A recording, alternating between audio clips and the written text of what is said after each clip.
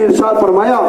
کہ انسان جب مر جاتا ہے اور قبر میں چلا جاتا ہے تو اس سے اس کے نیکیوں کا سلسلہ ختم ہو جاتا ہے. قبر میں جانے کے بعد اب کوئی کچھ نہیں کر سکتا, ایک مرتبہ سبحان اللہ بھی نہیں کہہ سکتا. آپ صلی اللہ علیہ وسلم نے ارشاد فرمایا کہ 3 کام اگر کوئی اپنے دنیا میں کر کے چلا جائے تو اس کے نیکیوں کا سلسلہ قیامت تک اس کے قبر میں جاری رہتا ہے. ایک فرمایا کہ صدقہ جاریہ, کوئی مدرسہ, کوئی مسجد, کوئی یتیم خانہ, کسی بیوہ, کسی یتیم کی ہم نے تعلیم و تربیت کی کفالت لے لی, ہم نے کوئی ادارہ بنوا دیا, ہم نے کہیں کسی کو قرآن کریم دے دیا. یہ ہے صدقہ جاریہ کہ جب تک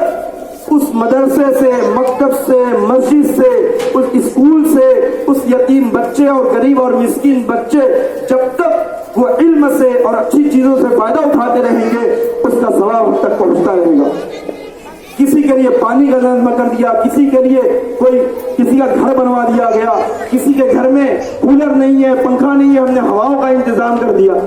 تو اس کا سلسلہ قبر میں ہمارے لیے جاری رہے گا. دوسرا آپ نے فرمایا کہ ایسا علم کہ جس سے لوگ, یعنی ایسا علم چھوڑ کر کے جائے کہ جس سے لوگ فائدہ اٹھاتے رہیں. مثال کے طور پر کسی نے کوئی کتاب لکھ دی, کسی نے اپنی پوری زندگی تقریر و خطابت میں گزار دی, تو جب تک لوگ اس سے فائدہ اٹھاتے رہیں گے اس کا ثواب اس سے ملتا رہے گا. اور تیسری چیز فرمائی ولد صالح یدعو لہ,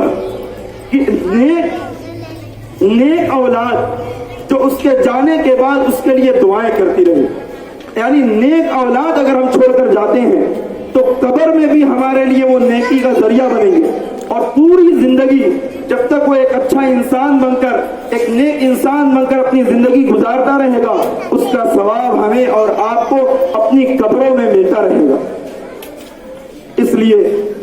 اس حدیث کی روشنی میں ہم سب یہ ارادہ کریں کہ انشاءاللہ ہم اپنے بچوں کی صحیح تربیت کریں گے. اور تربیت کی 2 جگہیں ہوتی ہیں, ایک ادارہ, اسکول, اور اسکول کی ٹیچرز, یہ ان کی ذمہ داری ہے کہ ان کی تربیت کرنا, اور دوسری جگہ ہے ماں کی گود. ان دو جگہوں سے ایک انسان کی بہترین تربیت ہوتی ہے. آپ نے الحمدللہ جس اسکول میں اپنے بچوں کو داخلہ دلایا ہے, اور الحمدللہ جس اسکول میں آپ کے بچے پڑھ رہے ہیں, مجھے بڑا اعتماد ہے. تھوڑی دیر رک جائیں گے بات میں, بس بات ختم ہونے والی ہے. مجھے پورا اعتماد اور یقین ہے, اس اسکول میں میرا آنا اور جانا ہوتا ہے. مجھے پورا اعتماد ہے کہ اس اسکول کی ٹیچرز اور اس اسکول کے مینیجر صاحب جناب ظفر اقبال احمد صاحب اپنی پوری محنت, جد و جہد, اور گویا انہوں نے اپنے آپ کو اس اسکول کے لیے وقف کیا ہے. یعنی یہ پوری کوشش کر رہے ہیں کہ یہ آپ کے بچوں کو بہترین تعلیم بھی دے اور ساتھ ساتھ انہیں بہترین تربیت بھی دے. اور دن بدن ان کی کوششوں میں اور ان کے طریقوں میں اضافہ ہوتے جا رہا ہے کہ یہ سوچ رہے ہیں, یہ فکر مند ہیں آپ کے بچوں کے سلسلے میں کہ کیسے آپ کے بچوں کو ہم زیادہ سے زیادہ اور بہترین سے بہترین انہیں تربیت دے دیں اور بہترین سے بہترین انہیں تعلیم دے دیں.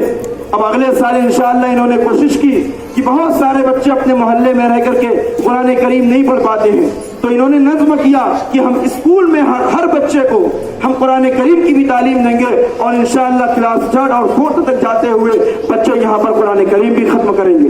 یہ ان کی فکریں ہیں, یہ ان کی کوششیں ہیں جو یہ آپ کے بچوں کے لیے کر رہے ہیں.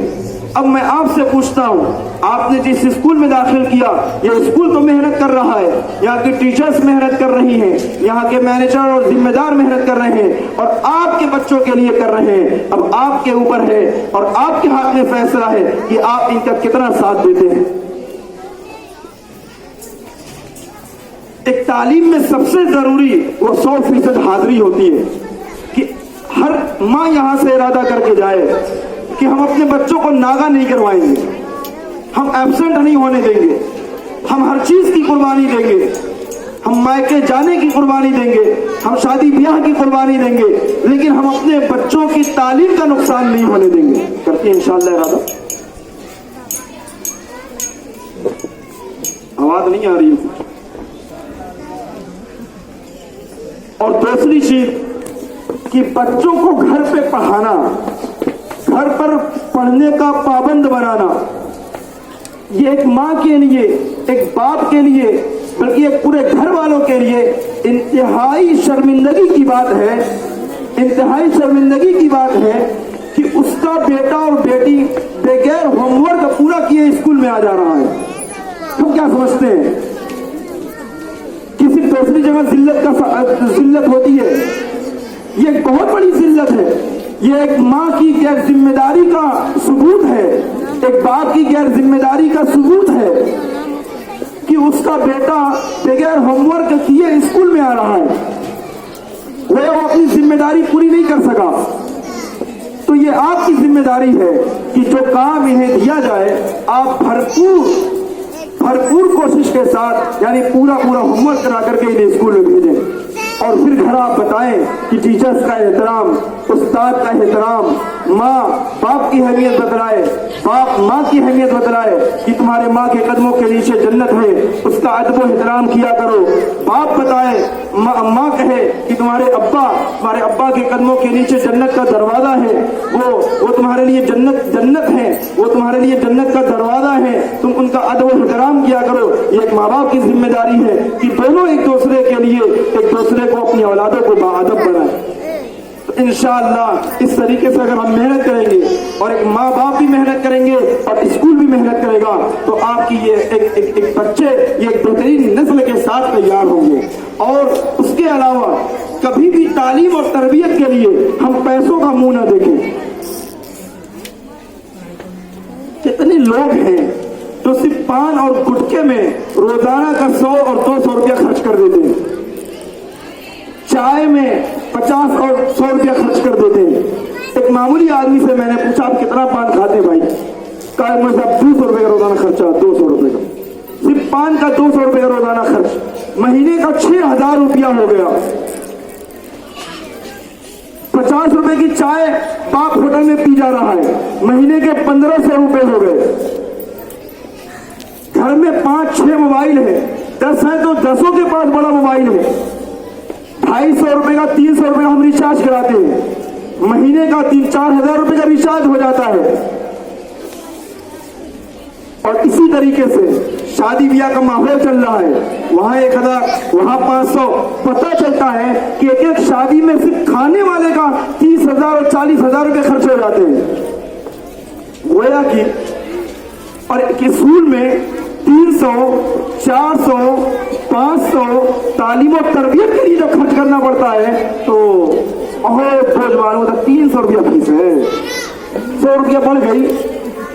200 روپیہ بڑھ گئی، نہیں ہم نہیں پڑھا پائیں گے وہاں پر، وہاں کم فیس ہے، وہاں ڈال دیتے ہیں۔ کیسی پڑھائی ہو رہی ہے، کیا ماحول ہے، کوئی فرق نہیں پڑتا، لیکن ہم 500 روپیہ فیس نہیں دیں گے۔ اپنے ان بچوں کو سنوارنے کے لیے ہم پیسے نہیں خرچ کریں گے، ہم شادی بیاہ میں پیسے خرچ کریں گے، ہر شادی کے لیے نیا جوڑا ہونا چاہیے، ہم وہاں پیسے خرچ کریں گے۔ اگر ہم اپنے بچوں کے لیے، اگر گویا کہ ہم نے یہ غیر ذمہ داری یہ ہم نے جو پیش کی ہے کہ ہمارے کمائی میں سے ہر ایک چیز کے لیے بجٹ ہے، ہم نے اپنے بجٹ میں سے ہر چیز کے لیے پیسہ نکالا، شادی بیاہ کے لیے، گھر بنانے کے لیے، کپڑے لتوں کے لیے، موبائل کے لیے، رسم و رواج کے لیے، ہر چیز کے لیے ہم نے پیسہ نکالا۔ ہم نے اپنے بچوں کی تعلیم و تربیت پر جو خرچ کرنا چاہیے تھا ہم نے نہیں کیا۔ جذبہ تو یہ ہونا چاہیے تھا کہ ہم چٹنی روٹی کھا لیں گے،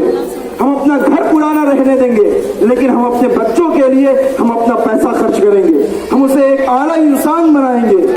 ہم اسے بہترین ڈاکٹر بنائیں گے، بہترین انجینئر بنائیں گے، ہم اسے بہترین عالم دین بنائیں گے، اور اس کے لیے جتنا خرچ کرنا ہوگا ہم کریں گے۔ ہم یہ کہیں کہ ظفر بھائی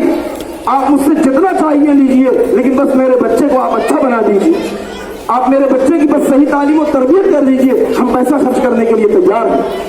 یاد رکھیے، اگر ہم نے اپنے پیسوں کا غلط استعمال کیا اور صحیح جگہ استعمال نہیں کیا تو یہی بچے ہمارے لیے وبال جان بن جائیں گے۔ میری بات بہت زیادہ لمبی ہو گئی ہے، بس آخری بات کہ آپ خوش نصیب ہیں کہ آپ ایسے ادارے میں اپنے بچوں کو داخل کرا رہے ہیں، اور آپ اپنے بچوں کی جو فیس دیتے ہیں، خاص طور پر یہ ان کے مینیجر سر کے جذبے کو ہم سلام پیش کرتے ہیں کہ آپ کو کہیں ایسا اسکول نہیں ملے گا جہاں یتیموں کے لیے مکمل مفت تعلیم ہے۔ یہ اپنے گھر سے دیتے ہیں، ان کا یہ جذبہ ہے کہ کوئی بچہ پیسے کی وجہ سے کسی بچے کی تعلیم نہ رکے، پیسے کی وجہ سے کوئی بچہ ان پڑھ نہ رہ جائے، ان کا یہ جذبہ ہے۔ تو یہاں پر بہت سارے یتیم بچے ہیں جو فری میں ایجوکیشن حاصل کر رہے ہیں، بہت سارے غریب ایسے یہاں پر ہیں جن کی فیس نہیں لگتی ہے، وہ کس سے پڑھتے ہیں؟ وہ آپ کے دیے ہوئے پیسوں سے پڑھتے ہیں۔ گویا آپ خرچ کر رہی ہیں، آپ اپنے بچے کی فیس تھوڑا بڑھا کر کے دے رہی ہیں، اور آپ دے رہے ہیں تو گویا آپ ایک یتیم کو بھی اپنے ساتھ ساتھ پڑھا رہے ہیں۔ اور ہمارے نبی کا ارشاد ہے کہ جو یتیموں کی کفالت کرتا ہے، جو یتیموں پر خرچ کرتا ہے، میں اور وہ دونوں جنت میں، اس طریقے سے انگلیوں کا اشارہ فرمایا کہ ہم دونوں جنت میں اس طریقے سے جائیں گے۔ تو یہ بہت اچھی بات ہے کہ آپ کے اس ادارے میں الحمدللہ اس طریقے کا جذبات بھی ہیں، اس لیے آپ دل کھول کر کے، ہو سکتا ہے اگلے سال فیس بڑھا دی جائے، آپ بالکل مت جھجکیے گا، آپ بالکل مت رکیے گا، آپ بالکل جو ہے آپ کے جذبے میں کوئی کمی نہ آئے، آپ وہی کہیے گا کہ آپ ظفر بھائی آپ جتنا لیں انشاءاللہ ہم دینے کے لیے تیار ہیں، ہم سب کچھ اپنا خرچ روک دیں گے، ہم پیسے کے لیے تعلیم کے لیے پیسے خرچ کریں گے انشاءاللہ، بس آپ ہمارے بچوں کو بنا دیجئے، یہاں کے ٹیچر اور ذمہ دار انشاءاللہ آپ کے بچوں پر خود محنت کریں گے۔